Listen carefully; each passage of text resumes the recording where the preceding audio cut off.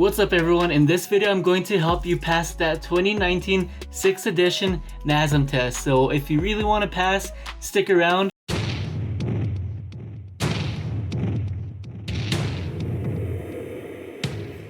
Before going over the study session with you guys, I want you guys to know that I'm not going to give you guys any information that you're not going to see in the test. I really don't want to waste your guys' time, and I genuinely want you guys to pass the test. The way this is going to work is I actually wrote down 20 chapters worth of bullet points that I want to go over with you guys. Chapter 1.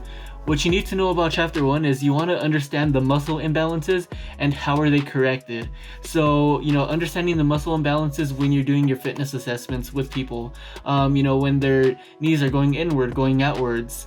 We'll go into more detail later on about that, and you want to learn about how to correct them. So you're going to correct them with SMR, which stands for self-myofascial release, or you're going to do it with stretching. And there's 3 types of stretching that we will go over later on in the video that you need to know for the test. They're going to ask you these questions. Now, moving on to the next bullet point, you want to know what BMI classifies someone as obese and which BMI has the lowest risk of health issues. So this is something that I really want to emphasize. It's going to be a BMI of 30 or above for obese people. For the next one, the people who have the lowest risk of health issues typically have a BMI of 22 to 25. So that's the answer for you guys. Moving on to the next bullet point, you want to understand proprioception and how to make a workout more proprioceptively challenging. So first of all, let's define this word proprioceptive. What proprioceptive is essentially just increasing the stability requirement of your body to perform a particular exercise. For example, if you're doing a squat on the floor and you want to make it more proprioceptively challenging, you're going to want to kind of like challenge those stabilizer muscles if you read up on that before already.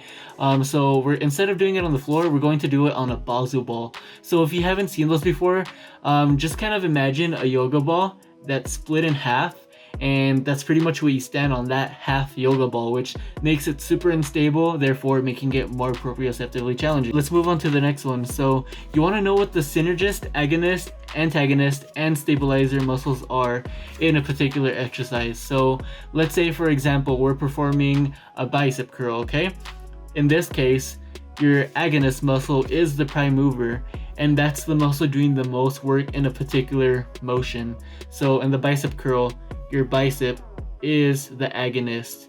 And what would the antagonist be? The antagonist would be the opposing side. Think about like in a movie, antagonist, it's opposing the bicep. So here we have the tricep being the bicep's antagonist, or vice versa. And then moving on to synergist muscles. These muscles are muscles that help support with performing particular motions. For example, if you're performing a squat, when you're going down, you have all these muscles doing, work on the side, trying to keep your legs in that stable position. So let's say if we're doing a squat and we didn't have stabilizer muscles, your legs would be shaking all over the place. So that's why, your stabilizer muscles, keep your legs in this, kind of like constant direct path. And the stabilizer muscles, for example, like I was saying with the proprioceptively enriching environment, stabilizer muscles, help stabilize specific joints. So for your whole shoulder girdle, you have a bunch of tiny little muscles that are holding that ball socket joints in place,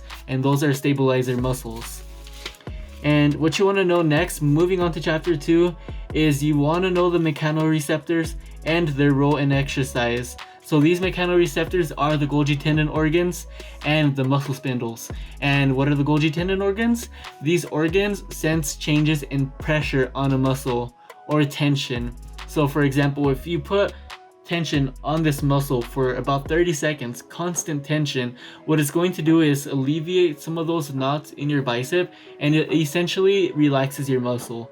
Muscle spindles are what sense changes in length of muscle. So for example, if I were to almost hyperextend my hand, what would happen is my muscle spindles would detect that and they would stop my hand from hyperextending, So think about like someone were to like pull your hand, like super hard. Your body's going to react in a way that's going to pull your hand back. And what essentially happens is your muscle contracts, that way you don't hyperextend yourself. Moving on to the next thing is you want to know the definition of atherokinematics. This is a question that I did see something similar to. I'm not going to give you the question exactly because I could lose my certification, but you want to know the definition of this word atherokinematics. What this word basically refers to is joint motion. So, this action, it's atherokinematics because I'm causing movement in my joints. All of this is considered atherokinematics. So next you want to know the slow twitch, type 1, and fast twitch, type 2 muscles. And the way I remember these, which one is type 1 and which one is type 2, is think about a car that's about to accelerate. Before going fast, it has to go slow. So think about your muscle slow twitch, type 1, starting off slow because we're at 1. Then we're moving on to 2, which is faster. Type 2 is going to be your fast twitch muscle fiber. And now you got to know which ones are slower to fatigue. So which muscles, fatigue slower? It's going to be the slow twitch muscles. And these muscles are the ones that you're recruiting the most when you're doing, extended activity. If you're trying to train for hypertrophy, your fast twitch muscle fibers are going to be quicker to fatigue. These are what cause explosive movements. Next, what you got to know is you got to know that cortisol helps to break down fat tissue for energy. And oh my god guys, you really need to know this for the test. This is something that I saw something similar to, so you really want to look into this particular subject. So you got to know what ligaments and tendons are, and this is something that I also saw something similar to. Basically your tendons are what attaches your muscle to bone.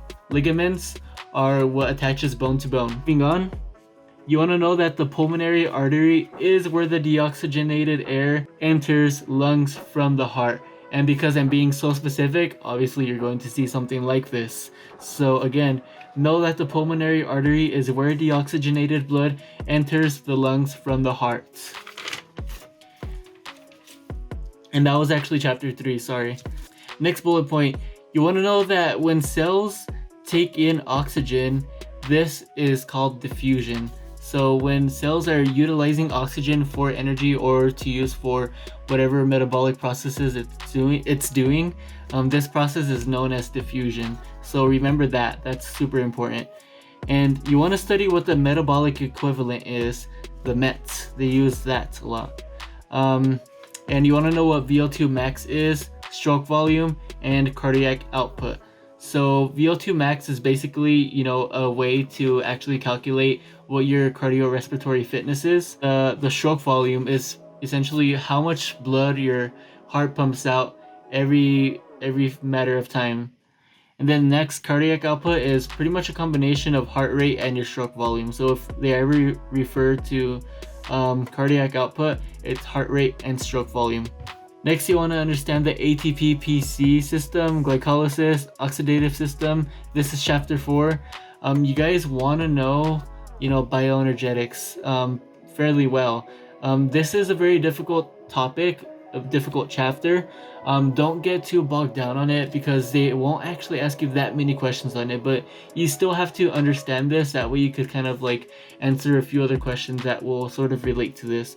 So ATP-PC system, this is something that's used when on the onset of any physical activity. So when you're first starting to do this sprint, your body is utilizing for 15 seconds the ATP-PC system, and what this stands for is adenosine triphosphate phosphocreatine. Not that you gotta know that, but if you guys ever wondered what that stands for, that's what that is. Glycolysis begins after the ATP-PC system, and this occurs after about 1 minute to 10 minutes of exercise. This is a little bit more efficient in getting your body to utilize energy. And lastly comes the oxidative system. This system is the last one to kick in, and the oxidative system is like that second wind when you're running. You feel tired one moment, but then you feel the sudden energy that, hey, I could actually start running. I feel energetic. Oxidative system kicks in after about 10 minutes. So that's something that you really got to know for the test. And next, for chapter 5, you want to know the planes. So you want to know the frontal, sagittal, and transverse. So here's frontal, here's sagittal, and here's transverse. So you could try to remember it that way. And you want to know what workouts follow these specific planes. So they are going to ask you questions about bicep curls and in which plane it's done. So this is going to be done in the sagittal plane. Or if you're doing lateral raises are done in the frontal plane. Now next, you want to understand the positions of the body. So you want to understand, superior, inferior, medial, which is closer to the center of the body. And you want to understand other terms like contralateral. So think about the first part of the word contra as opposing. So my left hand is contralateral to my right foot. Contralateral. And then ipsilateral would just be the opposite. It'd be on the same sides of the body. So my right hand would be ipsilateral to my right foot. And next you want to know what flexion, extension, plantar flexion, like all these different muscle actions, you want to know what these are. So for example, this is flexion at the wrist. And next, like for your feet, for example, pretend this is my foot. When you're bringing your foot outwards like this is called eversion. And then going inwards, it's called inversion. And next, what you want to know also, is like pronation. So think about pro like on to pro for you, like I'm not going to give you a high five. Supination would be like, hey, what's up, man? Like, supination. So what's up? Pro, sup, pro. And next you want to know force coupling. So for example, force coupling would be if you're turning a steering wheel, in order to produce like more force, what your hand is doing is it's pulling down while your other hand is pulling up. And an example of a workout that utilizes force coupling is human flag. Because I'm a calisthenics athlete, yes, I would come up with a reference like that. So pretend I'm doing a human flag, right? And the human flag, in order to stay up, I'm pulling really hard from one side and I'm pushing really hard from the other side. And this force couple to bring me up is a type of force that they're going to ask you.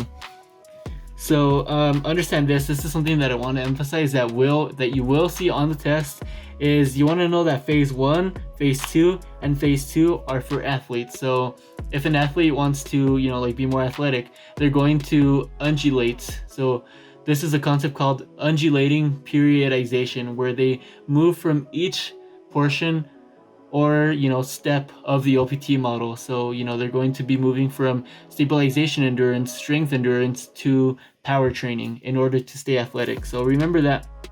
Next, you want to understand what torque is. So torque is essentially like a spinning force, and you really want to know that for the test. It's a spinning force. Just keep that in mind and you would be fine. So next chapter, we're going to move on to chapter 6. Is you want to know subjective and objective information. So with subjective information, it's what clients tell you. So for example, it's if they have history of like this medical condition, or for objective, it's what you observe.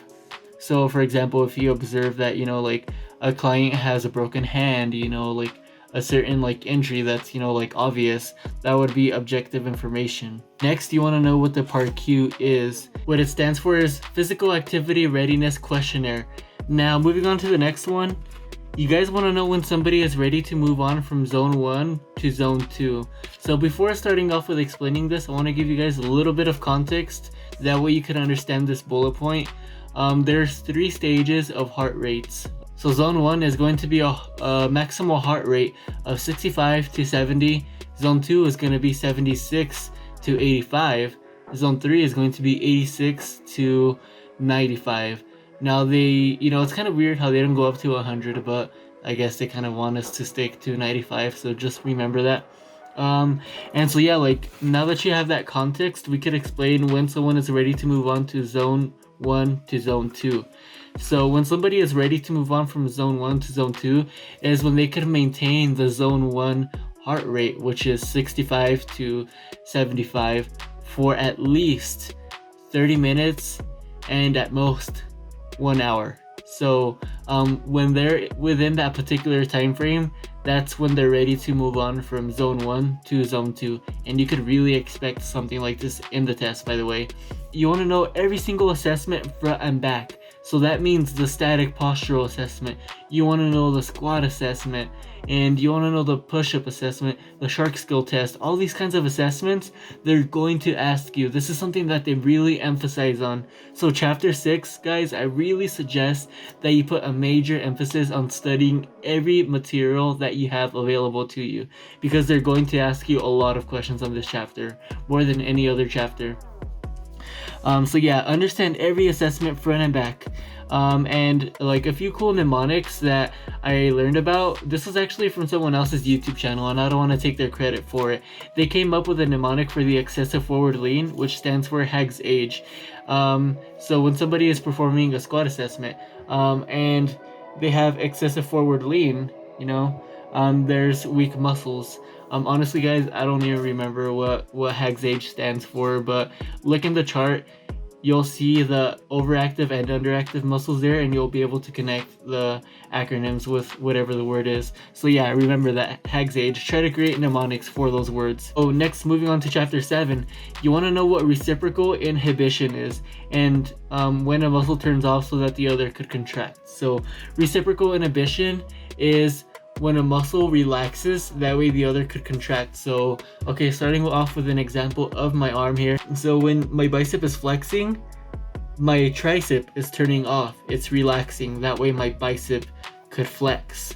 So imagine if my tricep were to, be pulling on the same force as my bicep is, my arm wouldn't really go anywhere. So my tricep has to turn off to perform that bicep curl, and that's known as reciprocal inhibition.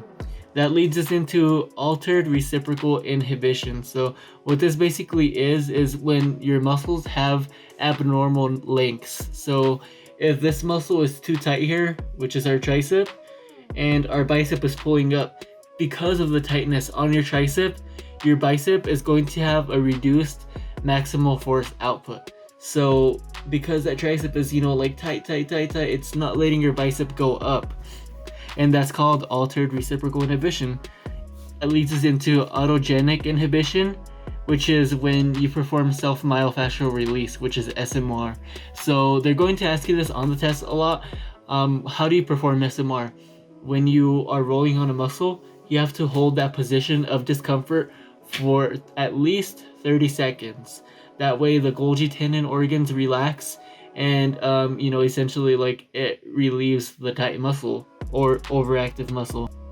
Now you gotta know corrective flexibility relates to phase 1 in the OPT model, and you want to know when these types of stretches are used in specific phases of the OPT model. So step 1, the stabilization part, you want to use corrective flexibility, because this is when somebody is first starting a program and they're going to have these overactive and underactive muscles, and we want to build those correct movement patterns. When you want to use static stretching is when you're doing it in phase 2, 3, and 4 of the OPT model. So what static stretching is when you go into a position and you hold it isometrically for 30 seconds.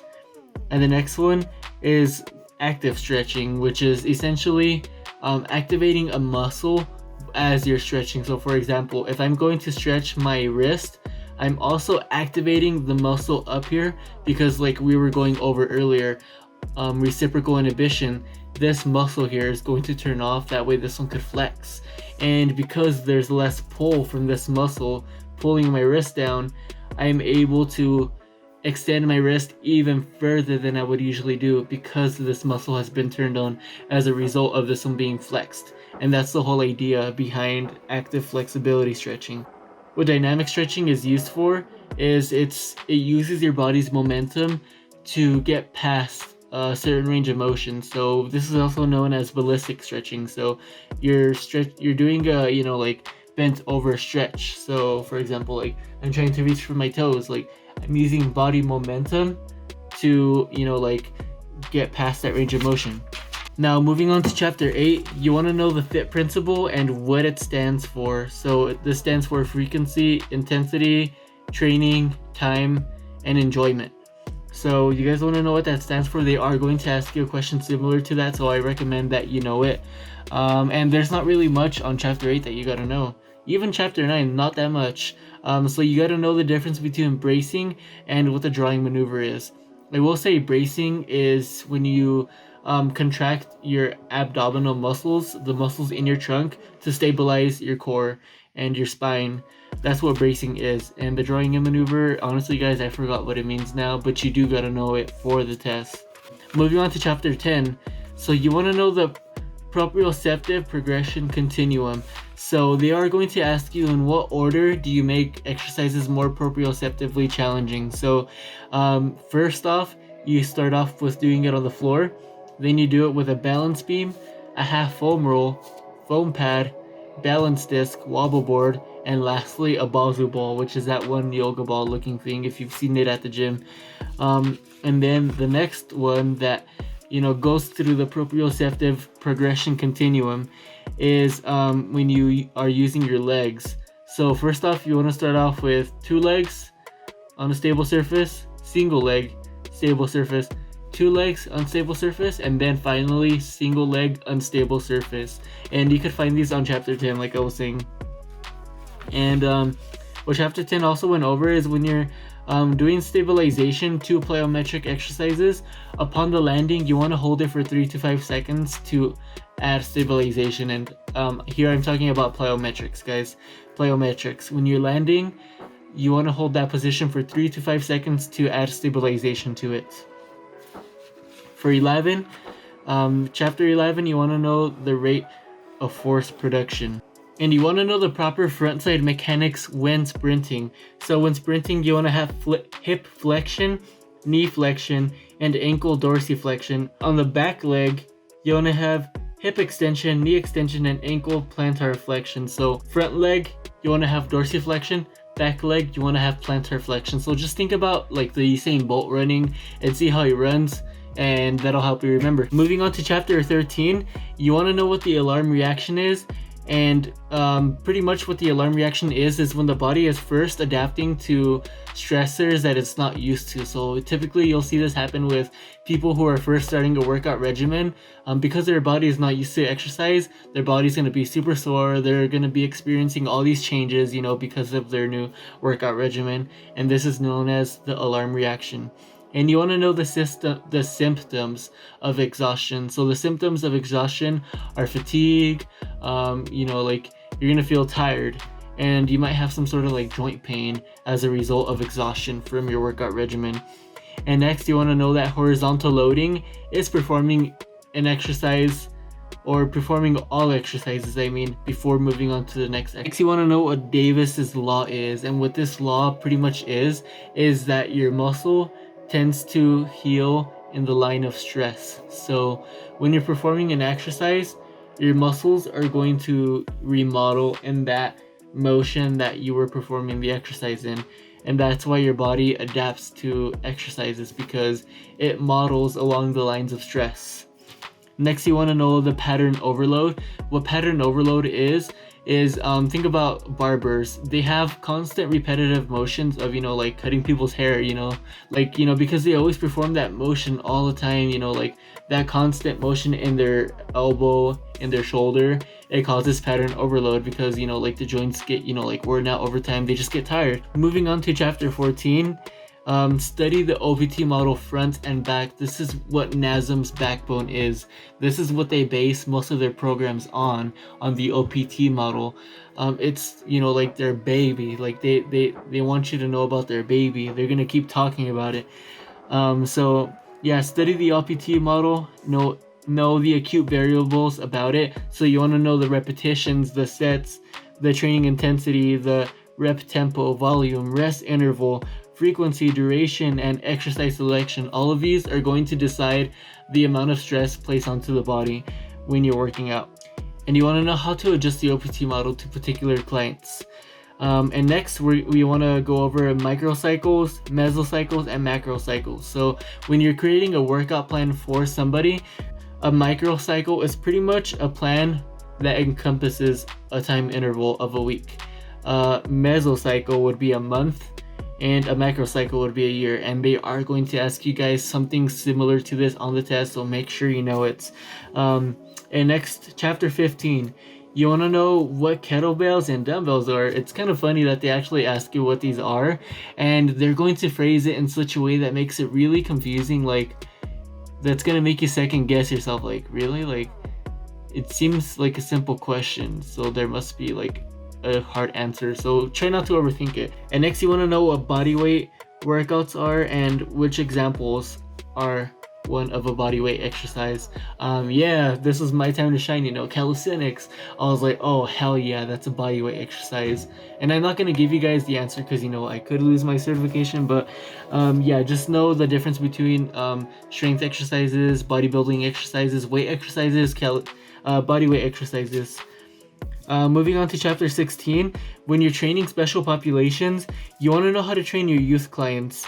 And when you're training your youth clients, you want to focus more on their ability to have good posture. So you're going to base the progression continuum on their ability to have proper posture.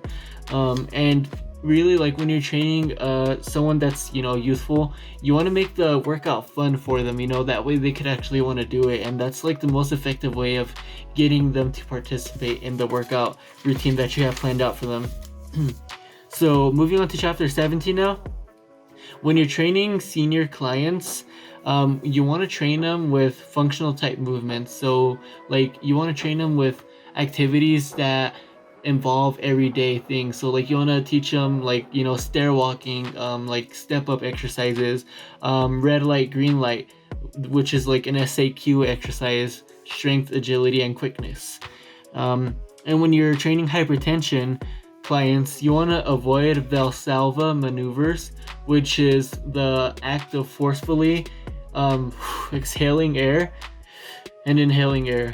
What this does is, I believe it, you know, higher their blood pressure. So avoid Valsalva maneuvers.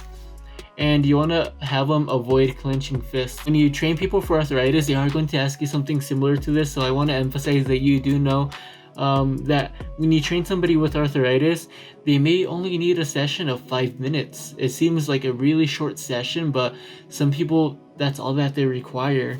So know that.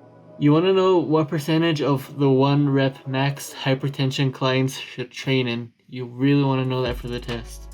And I believe it was like something 40 to 75, something like that. So yeah, like try to stick within that range and you're gonna get the answer right. And you want to know next for chapter 18 is that caffeine works as an ergogenic aid.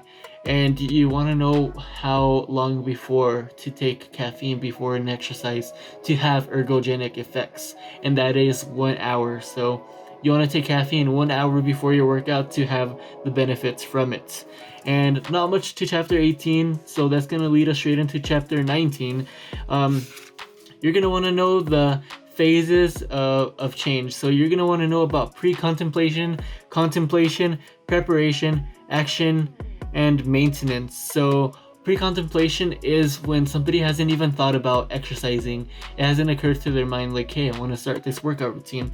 Now moving on to contemplation, that's when somebody's like, you know what, like I need to lose weight, I need to, you know, do this. They're starting to think about working out.